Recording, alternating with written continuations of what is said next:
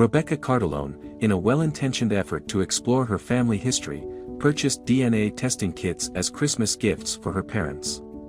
She envisioned a bonding experience as the trio traced their roots together. Little did she know that the results of these tests would unearth a dark and shocking family secret. Rebecca, born in November 1994 to Joseph and Jennifer Cardellone, had grown up as the couple's only beloved child. As she matured, her curiosity about her family's unique heritage, particularly the Italian side from her father, led her to gift DNA tests to her parents. The idea was for them to collectively explore their shared heritage. As Rebecca presented the gifts to her parents, she had no inkling of the profound impact the results would have on her life. The story unfolds with the realization that at-home DNA testing has become a phenomenon in recent years, driven by the public's keen interest in uncovering family histories. Genealogy, ranking as the second most popular hobby in the United States in 2014, has evolved into a billion-dollar enterprise, with various websites, books, and TV shows dedicated to the pursuit. The introduction of genetic testing kits, starting in 2007 with the launch of 23andMe's saliva-based DNA test, marked a significant development. Ancestry, a major player in family history, followed suit with its DNA service in 2012, quickly becoming one of the most popular schemes globally. These kits provide individuals with the means to explore their genetic makeup and ancestry, fostering a widespread interest in uncovering familial roots. By 2019, Ancestry had amassed a database of over 10 million individuals, enhancing the likelihood of discovering previously unknown relatives. The process involves users providing a DNA sample, typically through a spit cup, cheek swab, mouthwash, or even chewing gum. After the customer sends back their completed kit, the provider analyzes the DNA, offering an estimate of the person's ethnicity. Although these tests can provide intriguing insights into one's heritage, there are associated risks.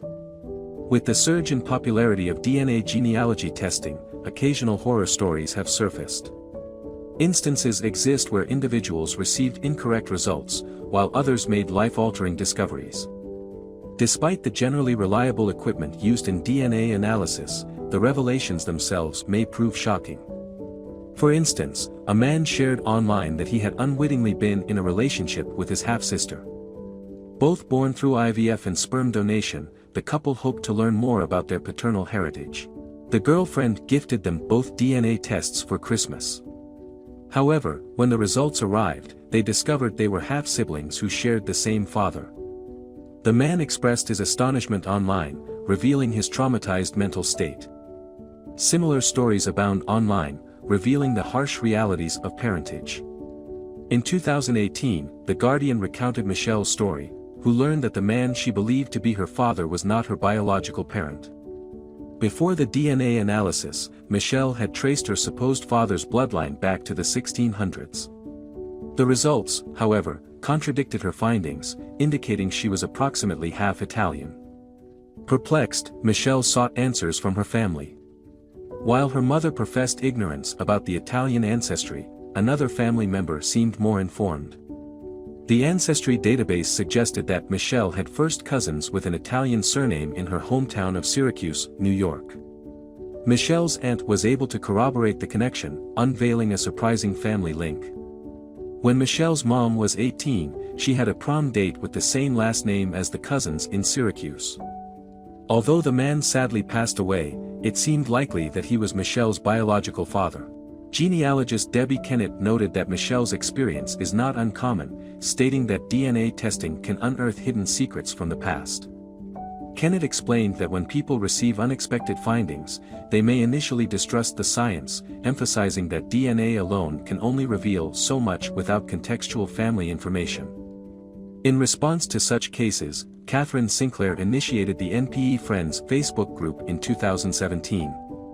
NPE stands for Not Parent Expected, and the community provides support for individuals who discover, through DNA testing, that their presumed parents are not biologically related to them. Sinclair founded the group after her own revelation that the man who raised her was not her biological father. Reflecting on her experience, Sinclair told the New York Post in 2018, "You feel completely alone and isolated. It's like having an infection that's deep under your skin that keeps festering, and it's painful and getting worse. Only after it's exposed to air can it start to heal. Some individuals undergoing at-home DNA testing have found more than they anticipated, and the Carlotonis joined this unfortunate group. After receiving the results of their individual genealogy tests, the tight-knit family realized they had been living a lie. The revelation occurred when Rebecca, Joseph and Jennifer received their DNA results in February 2019. The findings indicated that while Rebecca seemed to be genetically linked to her mother, there was a noticeable absence of a connection with her father. Surprisingly, it appeared that Rebecca and Joseph shared no genetic makeup. When Joseph spoke to Good Morning America in August 2019, he disclosed the distressing developments.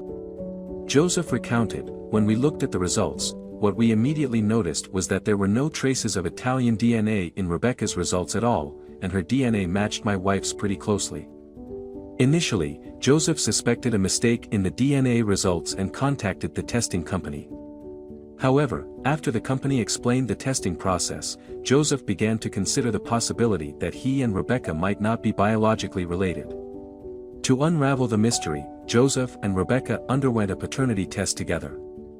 When the results arrived, their worst fear was confirmed: they were not biologically connected at all. Joseph expressed his emotions to Good Morning America, saying, "My disbelief quickly turned to shock and then ultimately to anger that this could possibly be the case." In his quest for answers, Joseph traced the timeline back to 1993. During that year, he and Jennifer visited the Greater Cincinnati Institute for Reproductive Health due to fertility challenges. Opting for in vitro fertilization, IVF, an egg was fertilized with sperm in a lab before being implanted into Jennifer's uterus. Before the procedure, the couple was assured that Joseph's sperm would be used to inseminate Jennifer's eggs. However, it became evident that something had gone awry. In light of Rebecca's DNA results, it appeared that someone else's sperm was used during the IVF process. The Cartoloni family felt a profound sense of betrayal, as Joseph explained during a news conference in August 2019. Joseph expressed the immense difficulty his family faced, stating, "I never would have imagined the Christmas gift of a home DNA kit would unveil this kind of abuse of our trust. For our daughter Rebecca, it's even tougher. She's experiencing significant emotional stress and confusion concerning her own identity." The impact was not limited to the Cartoloni family. The man who had believed himself to be Rebecca's biological father also grappled with the revelation. During a candid moment at a news conference, Joseph articulated the profound shock and agony experienced upon learning that Rebecca was not genetically related to him. He described a mix of anger, pain, and confusion associated with accepting this reality and breaking the news to their family. Jennifer, Rebecca's presumed mother, had to confront the fact that the clinic fertilized her eggs with a stranger's sperm, leading to profound disappointment. The couple had sought medical help to conceive a child with both their genetics, making the discovery even more devastating. Following this shocking revelation, Joseph and Jennifer took legal action by filing a civil lawsuit against the Christ Hospital Health Network, Ovation Fertility Cincinnati, and what is now known as the Institute for Reproductive Health. The Cartolonis alleged that the original lab used another man's sperm during the conception of Rebecca. The law firm representing the family, Piffer Wolf Carr & Kane, specializes in addressing alleged misconduct by fertility clinics. During a press conference, managing shareholder Joseph C. Pfeiffer described the case as a massive betrayal of trust and an unthinkable break of trust. The firm highlighted that, according to their assessment, only one of 5 individuals could be Rebecca's biological father, with a doctor at the Christ Hospital among the alleged possibilities. Crucially, the Christ Hospital had been associated with the Greater Cincinnati Institute for Reproductive Health, where Joseph and Jennifer underwent IVF. Commenting on Rebecca's potential paternity, the Cartoloni's lawyer, Adam Wolf, told the Daily Mail, "The defense should thoroughly review their records to identify whose sperm was used to create the embryo. The Cartolonis are left in the dark, uncertain whether this was intentional or a horrifically negligent accident." Despite seeking clarification, they have been met with radio silence. Joseph and Jennifer had signed a contract with the Christ Hospital before the procedure, but, as reported by CNN in August 2019, the medical establishment refrained from commenting due to the ongoing litigation. The Christ Hospital, in response to the allegations surrounding events in the late 1990s, stated that they were evaluating the claims.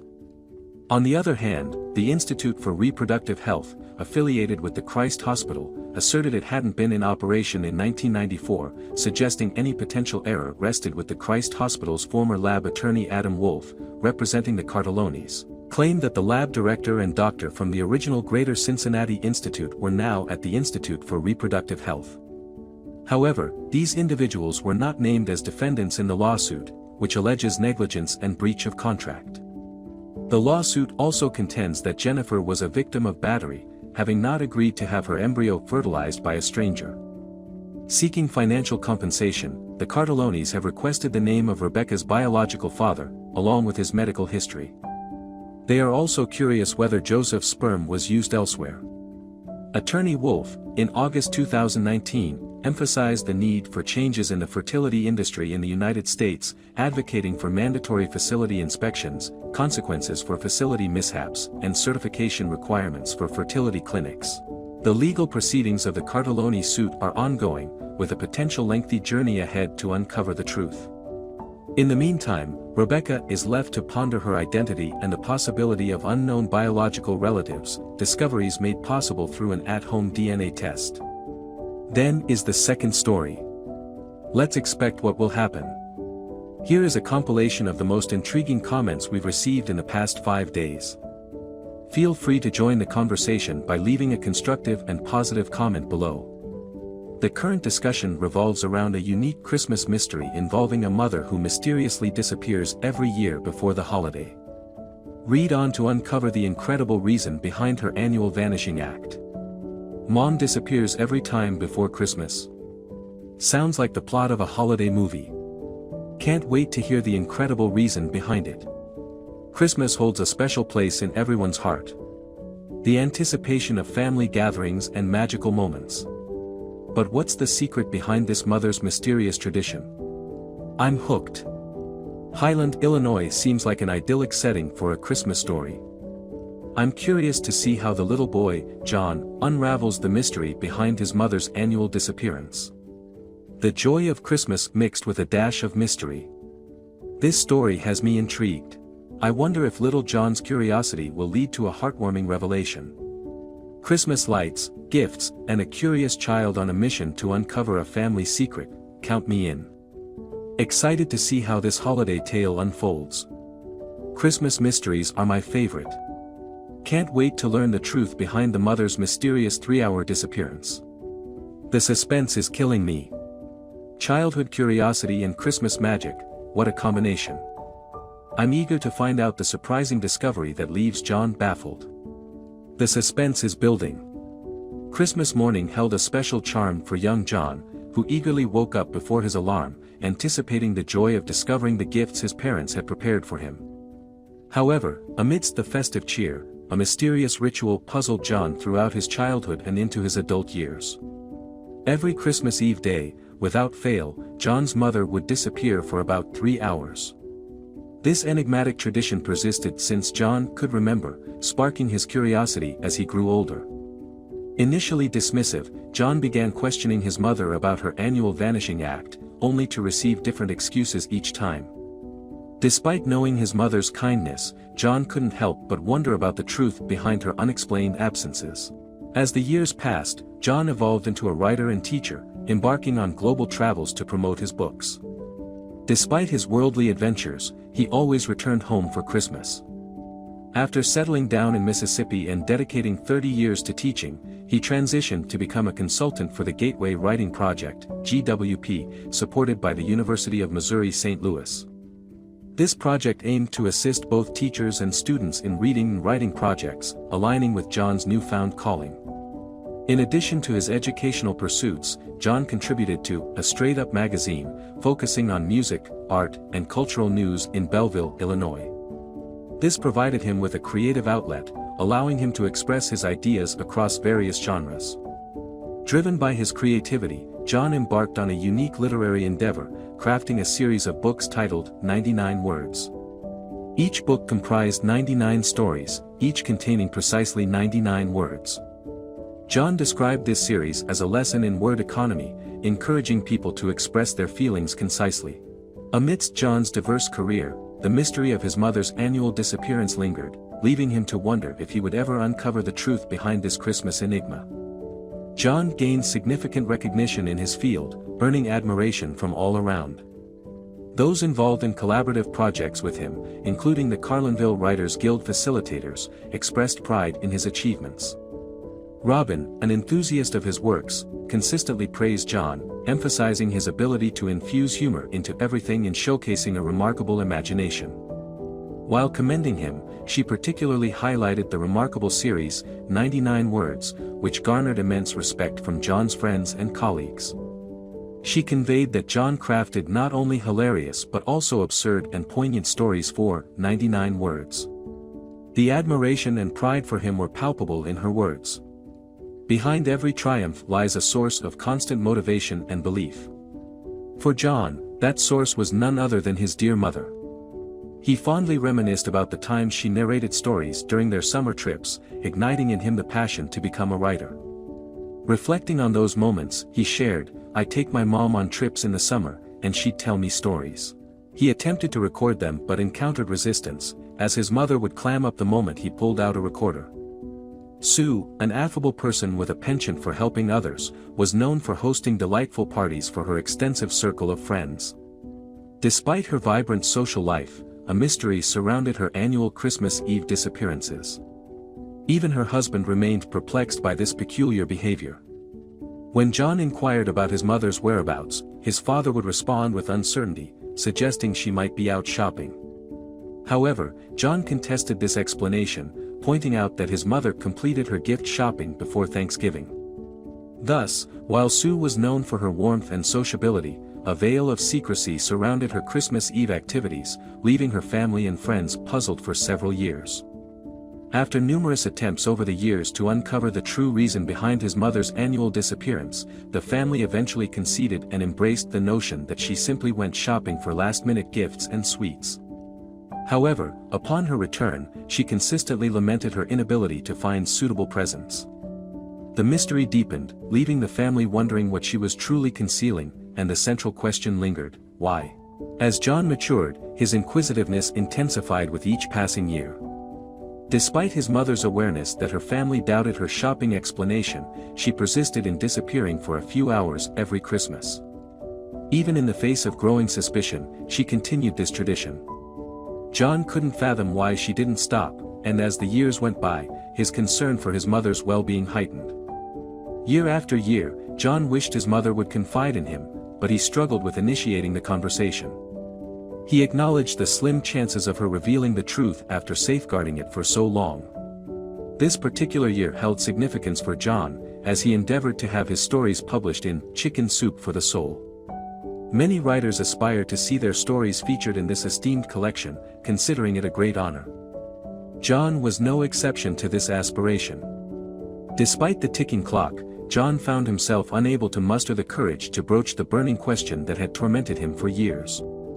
Time slipped away like sand through his fingers, yet he hesitated to confront his mother about her mysterious Christmas ritual. Just as he had contemplated finally approaching her, tragedy struck. The elderly lady passed away in her early 70s. The secret she had guarded for so many years was buried with her, leaving John grappling with the unanswered question. When John visited his mother's grave, his heart shattered into countless fragments. There were myriad plans and unsaid words he had intended to share, but the opportunity had slipped away. He longed to convey that he always believed in her and desired to care for her, yet now she was gone. The man spent the entire night immersed in tears of profound grief. In the aftermath of his mother's passing, John lost all hope of discovering her secret. Thoughts of her triggered tears, as she had been the sole individual unwavering in her belief in him, motivating him to surmount every obstacle in his path. Thanks to her unwavering support, he had pursued his dreams and found his true calling. Despite achieving fame, the absence of his devoted admirer left John in a state of existential emptiness. His life, adorned with wealth, glory, and admiration, felt devoid of meaning, purpose, and hope after his mother's demise. Retreating into isolation, John rarely left his house, shunning calls and messages. However, a letter arrived that would alter the course of his life forever. A few weeks after his mother's death, an unfamiliar letter arrived, its sender shrouded in mystery. Initially dismissing it, John tossed it on the table, yearning only for the solace of his father's presence. Speculating it might be a collaboration request, he left it unopened. Yet, the next morning, a change of heart guided him to the letter. Tearing open the envelope, John discovered the sender, Robert, was entirely unknown to him. Perplexed, he delved into the letter, learning that Robert and his mother had been colleagues at the toilet seat factory. The letter hinted at a connection between Robert and his mother, sparking John's curiosity. As he read further, the revelation unfolded. Robert explained that, after his mother's death in 1990, he received a letter revealing her clandestine acts of kindness. Each Christmas Eve, she transformed into Mrs. Claus, secretly bringing joy to Robert's family with gifts they couldn't afford. The truth that had eluded John for years now lay bare. Overwhelmed by the revelation, tears streamed down John's face. The letter continued, exposing the depth of his mother's compassionate deeds and the profound impact she had on the lives of others. The hidden legacy of love and generosity left John grappling with mixed emotions. Robert's letter continued, detailing the array of gifts John's mother had selflessly provided to his family: shoes, shirts, jeans, toys, and candy. Recognizing the weight on John's heart and acknowledging the shared sense of loss for Miss Sue, Robert conveyed their love for her and the desire to ensure John knew the profound impact she had on their lives. Upon fully comprehending the truth laid bare before him, John found himself too overwhelmed to articulate a response.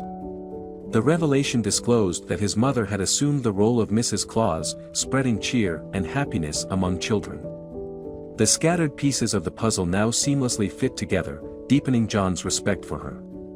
Unable to find words, John, having read the letter in its entirety, approached his father to disclose the truth. The older man was genuinely stunned, yearning to embrace his wife and declare himself the luckiest man on earth. While always aware of her inherent kindness, that day he felt an overwhelming sense of pride in her. His wife's selfless acts were intrinsic to her character and spirit, performed without seeking attention. In the wake of this revelation, the father urged his son to express gratitude to Robert for unveiling this extraordinary secret about their beloved wife and mother. John readily agreed, wasting no time as he sat down to compose a heartfelt letter to Robert. Despite being a talented writer, John found it incredibly challenging to string together coherent words at that moment. Overwhelmed by emotions and sobbing as he remembered his mother, he somehow managed to compose a reply. In that brief note, he conveyed that the letter was the best gift he had ever received from anyone. After completing the response, he sent the letter to Robert's address. But the story didn't end there. What John did next might surprise you. Writers often draw inspiration from life experiences, and for John, this profound encounter was something he felt compelled to share with the world.